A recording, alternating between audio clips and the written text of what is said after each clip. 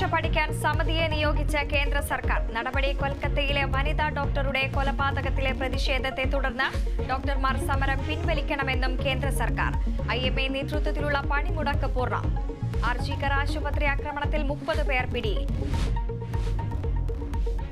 കർണാടക ഗവർണർക്കെതിരെ മുഖ്യമന്ത്രി സിദ്ധരാമയ്യ നിയമ നടപടിക്ക് വിചാരണ ചെയ്യാൻ അനുമതി നൽകിയ നടപടി ഭരണഘടനാ വിരുദ്ധമെന്ന സിദ്ധരാമയ്യ. പാർട്ടി തനിക്കൊപ്പമെന്നും രാജിവെക്കില്ലെന്നും കർണാടക മുഖ്യമന്ത്രി. കാഫിർ സ്ക്രീൻഷോട്ട് വിവാദത്തിൽ ലീഗ് നേതാവ് പാറക്കൽ അബ്ദുള്ളക്കെതിരെ നിയമ നടപടിയുമായി DYFI നേതാവ്.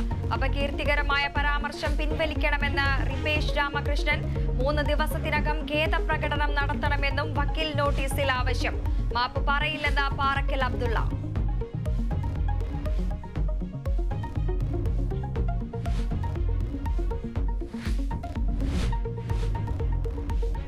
സംസ്ഥാനത്ത് മഴ ശക്തമാകുന്നു. പത്തനംതിട്ട, കോട്ടയം, ഇടുക്കി, എറണാകുളം ജില്ലകളിൽ ഓറഞ്ച് അലർട്ട്.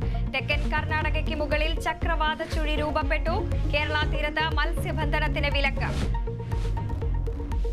ചലച്ചിത്ര മേഖലയിലെ പ്രശ്നങ്ങൾ പഠിക്കാൻ നിയോഗിച്ച ഹേമ കമ്മിറ്റി റിപ്പോർട്ട് പുറത്തുവിടുന്നത് വൈകും. തീരുമാനം നടി രഞ്ജിനി ഹൈക്കോടതിയെ സമീപിച്ച സാഹചര്യത്തിൽ തിങ്കളാഴ്ച ഹർജി പരിഗണിച്ച ശേഷം തീരുമാനം.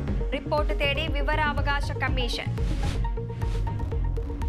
കൊല്ലം കുണ്ടറയിലെ 45-കാരിയുടെ മരണം കൊലപാതകമെന്ന പ്രാഥമിക നിഗമനം.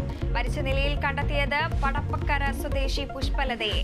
മകൻ അഖിൽ കുമാറിനായി പോലീസ് അന്വേഷണം ഊർജിതം. കൊൽക്കത്തയിലെ വനിതാ ഡോക്ടറുടെ കൊലപാതകത്തിന് പിന്നാലെ ഉണ്ടായ രാജ്യവ്യാപക പ്രതിഷേധത്തിൽ ഇടപെട്ട കേന്ദ്ര സർക്കാർ. ആരോഗ്യ